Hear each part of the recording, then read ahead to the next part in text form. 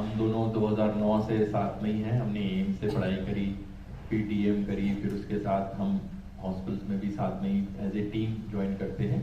और अब हमें मौका मिला है डायरेक्टरशिप और मैक्स हॉस्पिटल शालीमार बाग, हम वहाँ पे ज्वाइन किया है। तो हम कैंसर के बारे में कुछ अवेयरनेस देना चाहेंगे। जैसे आप लोगों से अभी थोड़ी सी मुलाकात में पता लगा कि और हमें भी ये महसूस होता है कि लोगों के अंदर कैंसर की अवेयरनेस काफ़ी कम है। या तो लोग उससे घबराते हैं, या स्टिग्मा है कि हम नहीं डायग्नोस कराना चाहते, या मुंह फेर लेते हैं। डायग्नोसिस डिले होने की वजह से वो टाइम पे इलाज नहीं कराते, जिसकी वजह से उनको दिक्कतें होती हैं। अब साइंस ने काफ़ी तरक्की कर ली है। अगर आप अर्ली स्टेज में स्टेज 1 या 2 में डायग्नोसिस करते हैं तो हो सकता है कि सर्जरी से या मुंह से खाने की दवाइयों से ही आप ठीक हो जाए और आपको आगे कीमो या रेडिएशन की आवश्यकता नहीं पड़ेगी। इसी के लिए डॉक्टर समित भी आज कुछ बोलना चाहेंगे इसके बारे में। फ्रेंड्स, जैसा कि हम देखते हैं मेनली 2 जगह दिक्कत आती है पेशेंट्स को या कॉमन लोगों को। एक तो है स्क्रीनिंग, लोगों ने स्क्रीन ही नहीं करवाना, करते रहते हैं। लेडीज को ब्रेस्ट पे लंप हुआ तो वो सोचती कि नहीं, जब तक पेनफुल नहीं होगा हम आगे नहीं बढ़ेंगे। जबकि समझने वाली चीज ये है कि ब्रेस्ट कैंसर लंप पेनलेस होता है ज़्यादातर, तो पेन की आप वेट मत कीजिए। तो लोगों में कई मिथ्याएं हैं। ऐसे ये है कि अगर ब्रेस्ट में कोई लंप है और हमने बायोप्सी कराई है, कहीं भी किसी लंप की बायोप्सी कराई तो वो फैल जाएगा, ऐसा कुछ नहीं होता है। तो ये कुछ चीजें हैं जो स्टार्टिंग लेवल पे लोगों को क्लियर करनी बहुत जरूरी है। पहले कि अपने को स्क्रीन कराएं, जो नॉर्मल इंडिविजुअल्स हैं उन्हें स्क्रीन कराना चाहिए कि कोई भी एबनॉर्मलिटी है शरीर में, चाहे कोई भी नॉर्मल रूटीन से हटके चीज है तो अपने इमीडिएटली डॉक्टर से मिले। कोई भी एबनॉर्मल सिम्टम है तो उसको टेस्ट कराएं, कोई लंप है तो उसकी बायोप्सी कराएं। और आजकल बहुत अच्छे ट्रीटमेंट्स अवेलेबल हैं। अर्ली स्टेजेस में क्यूरेबिलिटी इज मोर देन 90% और एडवांस स्टेजेस में भी बहुत सारी ऐसी बीमारी है जिनको हम क्रोनिक स्टेज में कन्वर्ट कर देते हैं, जैसे बीपी शुगर है। पहले के हिसाब से आज की ओपीडी को अगर हम कंपेयर करें तो पहले के टाइम पे सिर्फ 20-30% सर्वाइवरशिप था। आज वही सेम सर्वाइवरशिप 70-80% है। यानी 10 में से 7 या 8 लोग ऐसे होंगे जो लॉन्ग टर्म सर्वाइवर्स होंगे, जो नेक्स्ट 2-3-4 साल आराम से क्लियर करेंगे, जो कि अलाइव होंगे। आजकल हार्मोनल थेरेपी, टारगेटेड थेरेपी या इम्यूनोथेरेपी भी अवेलेबल है, जिसके कारण हम देखते हैं कि लोग जिनको हमने ही शायद 4-4, 5-5 साल पहले बोला था कि नहीं 6 मंथ्स की लाइफ होगी, वो 5-5, 6 साल निकाल रहे हैं अच्छे। तो इट्स इम्पॉर्टेंट कि आप जाके उन चीजों के लिए मिलो। जरूरी नहीं है कि आप ऑल्टरनेट ट्रीटमेंट पे ही जाओ, क्योंकि वो इजी ट्रीटमेंट है। इजी ट्रीटमेंट सही ट्रीटमेंट नहीं है हमेशा। कई ट्रीटमेंट्स ऐसे हैं जिसमें आप जा सकते हो, ऑल्टरनेट ट्रीटमेंट, चाहे आयुर्वेदिक है चाहे होम्योपैथिक है, हमारे हिसाब से वो गलत नहीं है। लेकिन अगर कोई साइंटिफिक या रैशनल ट्रीटमेंट अवेलेबल है तो उसका भी पता करना जरूरी है। आप पैरेलल दोनों ट्रीटमेंट करो, उसमें हमें कोई आपत्ति नहीं है, पर अवेयरनेस होनी जरूरी है। तो यही हमारा आज का मेन वो है। जिस तरह से मैं इम्यूनोथेरेपी की बात कर रहा हूँ, बेसिकली हम देखते हैं कि हमारे शरीर में कई सारे फैक्टर्स हैं जो कि विद टाइम कैंसर को कन्वर्ट कर सकते हैं। हमारी एज है, हमारा सेक्स है, हमारी फैमिली है, इन हमारे जीन्स हैं, इनको हम मॉडिफाई नहीं कर सकते। एज तो बढ़नी बढ़ती है टाइम के साथ। अगर आप फीमेल हैं तो आप फीमेल ही रहने वाले हैं। अगर आपकी फैमिली, आप गुप्ता परिवार से तो आप गुप्ता परिवार से रहेंगे नहीं। अगर आप तोमर परिवार से तो आपके जीन्स तोमर परिवार के ही आने वाले हैं। लेकिन जो मॉडिफाइड रिस्क फैक्टर्स हैं, जिसमें शराब हो गया, सिगरेट हो गया, धूम्रपान हो गया, आपकी ओबेसिटी हो गई, आपके लाइफस्टाइल है, ये कुछ मॉडिफाइबल रिस्क फैक्टर्स हैं, इनको आप मॉडिफाई कर सकते हो। हमारे शरीर में हर रोज कैंसर सेल्स बनते हैं और वो डिस्ट्रॉय हो जाते हैं, क्योंकि हमारे शरीर की इम्यूनिटी इतनी अच्छी है। लेकिन अगर वो इम्यूनिटी सिस्टम ही खराब हो गया, रिपेयर सिस्टम ही खराब हो गया, तो वो सेल्स कल को इकट्ठे होकर कैंसर में कन्वर्ट हो जाते हैं। जब वो कैंसर में कन्वर्ट होते हैं तो या तो फिर उनको आप सर्जिकली, एक जगह है तो सर्जरी से हटा दो, कहीं ऐसी जगह जहां पे सर्जरी नहीं हो सकती तो रेडिएशन से मारो, सब जगह फैले हुए तो या कीमो का यूज करो। और अब इम्यूनोथेरेपी है, तो इम्यूनोथेरेपी इतना अच्छा एक तरीका है कि आप बॉडी में कुछ दवाइयां डालते हैं जिससे इम्यूनिटी इतनी स्ट्रांग हो जाए आपकी और वो खुद ब खुद कैंसर को कन्वर्ट करे। तो ये कुछ चीजें हैं जो अब अवेलेबल हैं, और हमने ही पिछले 10 साल में देखा है कि कैंसर ट्रीटमेंट में कितना पैराडाइम चेंज आ गया है कि हमें लगता है कि हर चौराहे पे खड़े होकर लोगों को चिल्ला चिल्ला के बताएं कि भाई प्लीज अपने लिए अवेयर रहो, अपना ट्रीटमेंट टाइमली कराओ, क्योंकि ये आपको क्योर भी करेगा और इकोनॉमिक बर्डन को भी बहुत कम कर देगा। बाद में ट्रीटमेंट एक तरह से क्रोनिक हो जाता है, आपको बार बार पैसा खर्च करना ही है। लेकिन अर्ली स्टेज में आप क्योर हो जाएंगे। आपको अगर 4 ट्रीटमेंट्स देने तो आप एक ही से ही काम हो जाएगा। तो आई थिंक ये बहुत जरूरी है। सर, जो रेडिएशंस फैल रहा है इस समय, टावर्स ले लो या एलईडी लाइट्स आ गई हैं, इलेक्ट्रिसिटी है, हाई पावर वोल्टेज की वायर्स हैं, उससे बड़ा रेडिएशन में रहते हैं लोग, उससे बचने के लिए, क्योंकि वो कैंसर पैदा कर देते हैं, तो इससे बचने के लिए क्या आप सोचते हैं? पहली तो चीज़ ये है कि इनसे एक्सपोजर अपना कम से कम रखना चाहिए। इसमें फ़ोन भी आता है, इसमें माइक्रोवेव्स भी आते हैं जी। अभी इनसे संबंधित बहुत कम स्टडीज हैं जिन्होंने बोला है कि हाँ इनसे चेंजेस आ रहे हैं सेल में, पर हम अभी उस टाइम पे हैं जो पिछले 10 साल में इन चेंजेस में हमारी शायद पहली जनरेशन होगी जो इन चेंजेस से उभरेगी। तो अब अगले 5-10 साल में पता लगेगा कि इससे कितने चेंजेस आ रहे हैं। आपको हैरानी होगी कि कुछ गेम्स ऐसे आते हैं जो बच्चे सर पे पहन के खेलते हैं और विजन डायरेक्टली उनको दिखता है, ओकुलस के नाम से ऐसे गेम्स आते हैं, उसमें भी उन्होंने रिस्क फैक्टर में कैंसर डाल रखा है।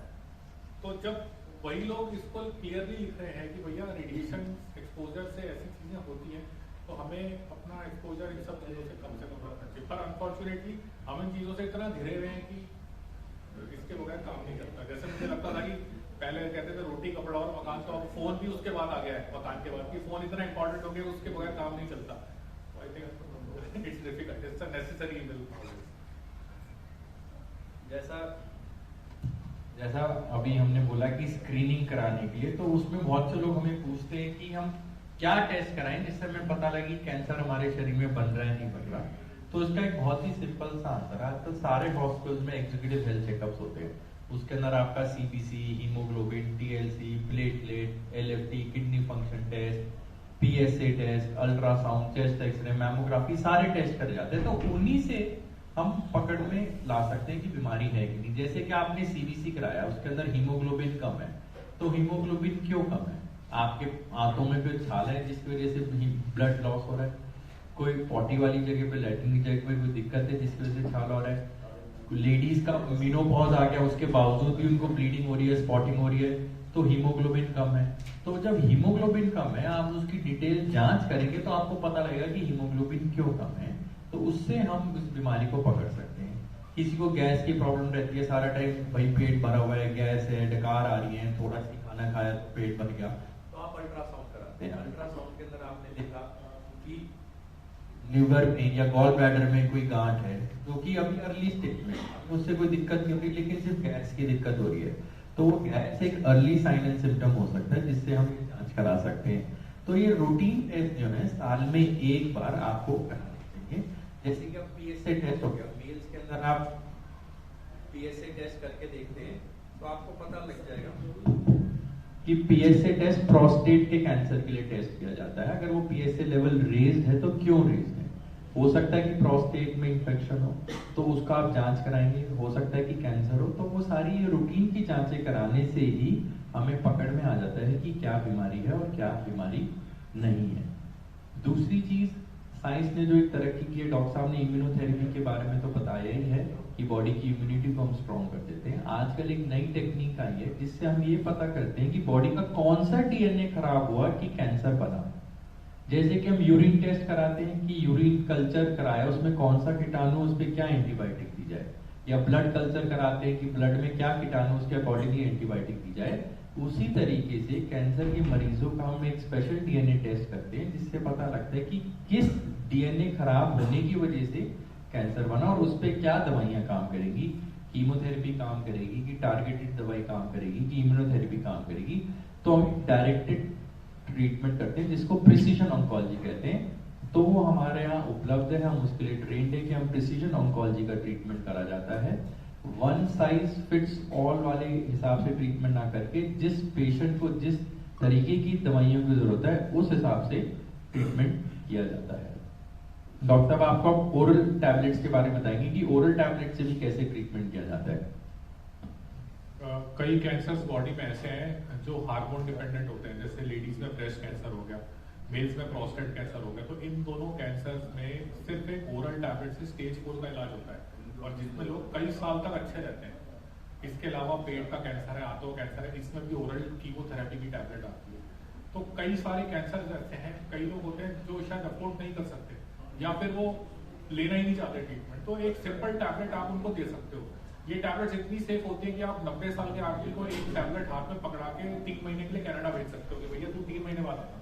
तो इतने अच्छे ऑप्शन अब अवेलेबल है, पर इसके लिए जानना जरूरी है और मिलना जरूरी है। अगर आप मिलोगे नहीं तो आपको ऑप्शन नहीं पता लगेगा। दूसरी चीज है, जैसे डॉक्टर साहब ने स्क्रीनिंग की बात करी, स्क्रीनिंग मेथड से जितने भी कैंसर्स पकड़े गए हैं आज तक के टाइम पे अक्रॉस ऑल हॉस्पिटल्स देखा गया कि वो सारे कैंसर्स क्यूरेबल निकले हैं। 99% of those cancer are curable. तो स्क्रीनिंग में अगर कोई कैंसर पकड़ में आ रहा है तो इसका मतलब वो बहुत अर्ली स्टेज में आ रहा है इनवेरिएबली पकड़ में, तो 100 में से 99 लोग क्योर हो जाएंगे। तो इसलिए महत्व स्क्रीनिंग का है। आजकल के टाइम पे एक सर्वाइकल कैंसर वैक्सीन भी अवेलेबल है लड़कियों के। सर्वाइकल कैंसर जो होता है वो बच्चे जाने के मुंह को सर्वाइकल कैंसर कहते हैं, ना कि ये गर्दन को सर्वाइकल जैसे हम सर्वाइकल कहते हैं। तो बच्चे जाने के मुंह को जैसे ग्रीवा भी बोलते हैं उसे सर्वाइकल सर्विक्स बोलते हैं। तो उसकी वैक्सीन भी अवेलेबल है और ये 9 साल से ऊपर की लड़कियों के लिए एडवाइजेबल है। तो अगर आपके घर में आपकी बहन या डॉटर या कोई भी ऐसी है जो 9 इयर्स प्लस है तो उनको ये वैक्सीन जरूर लगवाओ। 3 डोजेज में आती है ये, एक 0 मंथ पे, एक 2nd मंथ पे और 6 मंथ पे। और ये सर्वाइकल कैंसर के लिए 90% से ज्यादा प्रिवेंटेबल होती है। तो मेरे को नहीं लगता कि इससे अच्छा कोई गिफ्ट है जो आप अपने घर में डॉटर्स को, सिस्टर्स को दे सकते हो। तो इस और महंगी भी नहीं है, 2-2,500 पर वैक्सीन की कॉस्ट होती है। तो इससे काफी हद तक रोका जा सकता है। फिर पैप स्मीयर होता है जो कि हर 20 साल के बाद करा सकते हैं। लेडीज को 40 साल की उम्र के बाद मैमोग्राफी एडवाइजेबल होती है बायोमेट्रिक ब्रेस्ट के लिए। 40 साल से कम अगर है किसी की फैमिली हिस्ट्री तो आप अल्ट्रासाउंड करा सकते हो।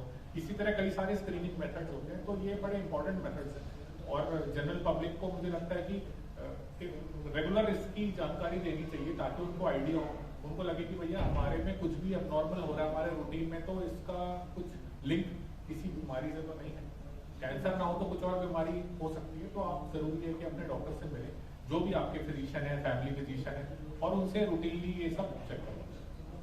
डॉक्टर साहब कुछ लोग ऐसे होते हैं जो किसी तरह का कोई नशा नहीं लेते हैं, किसी भी तरह का कोई तंबाकू का सेवन नहीं करते, फिर भी वो कैंसर की चपेट में आ जाते हैं, ऐसा क्यों हो रहा है? तो आपके जीन्स में ना टेंडेंसी है खराब होने की। 2 लोग हैं, एक जो शराब पी के गाड़ी चलाता है और एक ऐसी गाड़ी चलाता है, तो दोनों के एक्सीडेंट के चांसेस ज्यादा हैं, पर जो पिएगा उसके ज्यादा चांसेस होते हैं। इसका मतलब ये नहीं कि जो नहीं पिएगा उसके नहीं होंगे। तो काफी लोगों में देखा गया कि जेनेटिक टेंडेंसी ऐसी होती है कि वो सिगरेट शराब नहीं मिले तो भी जीन्स में चेंजेस आ जाते हैं और ये लोग यूजली जल्दी प्रेजेंट करते हैं कैंसर के साथ। ऐसे जैसे आपने बोला कि जो लोग ये नहीं करते हैं, सेवन नहीं करते हैं, वो यूजली यंग लोग देखे गए। और इसी तरह आप देख लीजिए तो हार्ट अटैक वगैरह भी यंग में बहुत कॉमन हो गया कि वो फलाना जिम में गया और हार्ट अटैक हो गया, जबकि उसके फैमिली में 70-80 साल तक लोगों को किसी को कोई दिक्कत नहीं होती थी।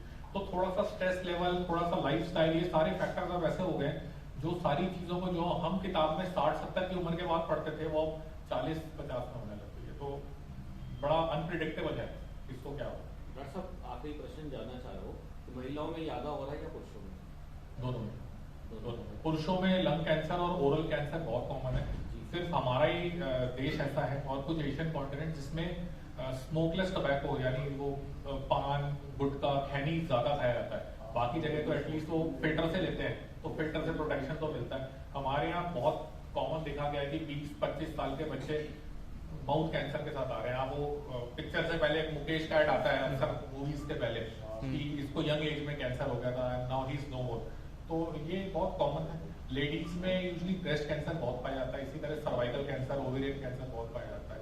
मेल्स में जो कॉमन कैंसर है वो लंग कैंसर है, हेड एंड नेक कैंसर है, कोलोन और प्रोस्टेट कैंसर है। तो आई थिंक ये कॉमन जो है इनमें अपने को थोड़ा ध्यान रखना चाहिए, इनके अर्ली सिम्टम्स पकड़ने चाहिए। कोई भी एब्नॉर्मल लंग है उसे नजरअंदाज मत करो। ज्यादातर लंग चर्बी का होता है जिसे लाइपोमा कहते हैं, बट वो है कि नहीं है तो उसके लिए दिखाना जरूरी रहता है। ब्रेस्ट में कोई लंग है, एब्नॉर्मेलिटी है, ब्रेस्ट में लग रहा है कि साइज में चेंज आ गया, निप्पल में रिट्रैक्शन आ गया, गर्दन में कोई लंग है, आवाज में बदलाव, लगातार फीवर होना, वेट लॉस होना, तो ये सारे कुछ ऐसे फैक्टर्स हैं कि आपको इमीडिएटली